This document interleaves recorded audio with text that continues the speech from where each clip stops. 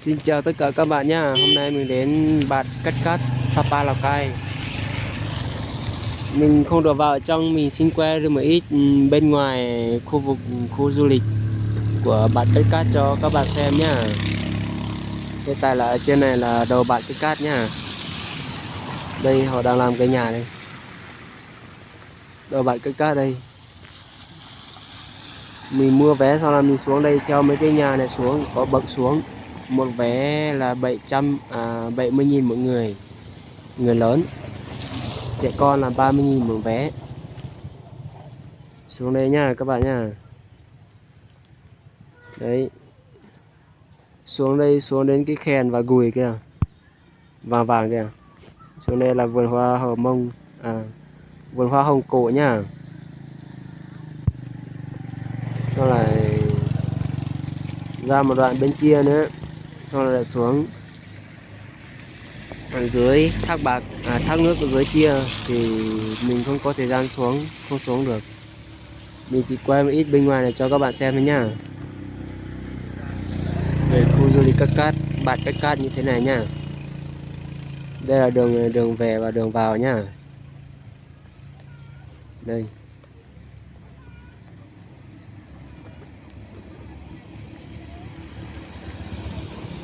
Đây. Xe ôm đây. Đường Bạt Cát Cát đây.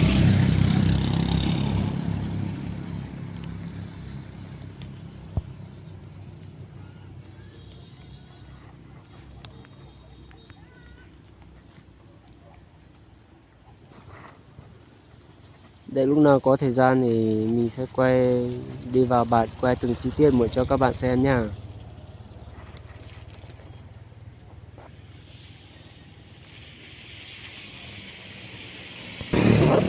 Trạm bán vé ở đây nha.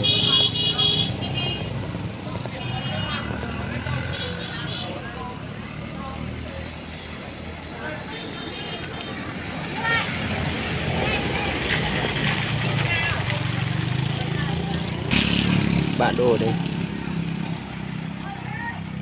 Đầu Bạt Cát Cát đây. Đây này, khách du lịch mặc quần áo dân tộc đây.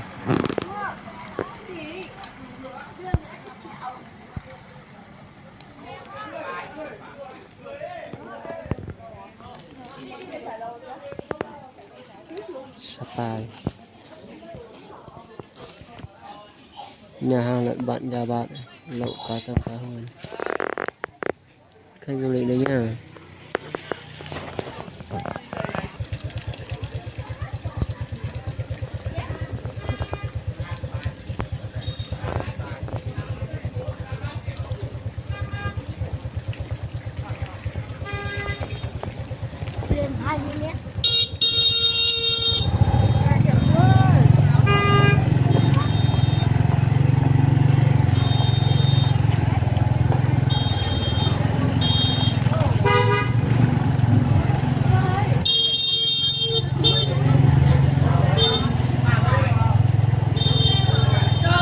Mình đang lên nhá, đang lên Sapa nhá.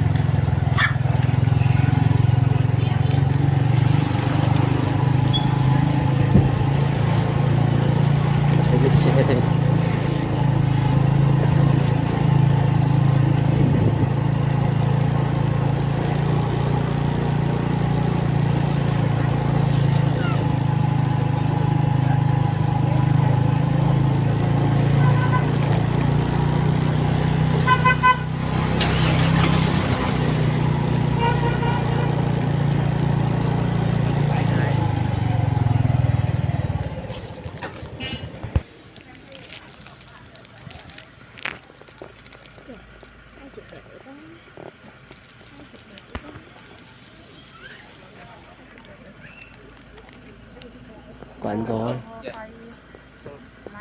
bãi gửi xe.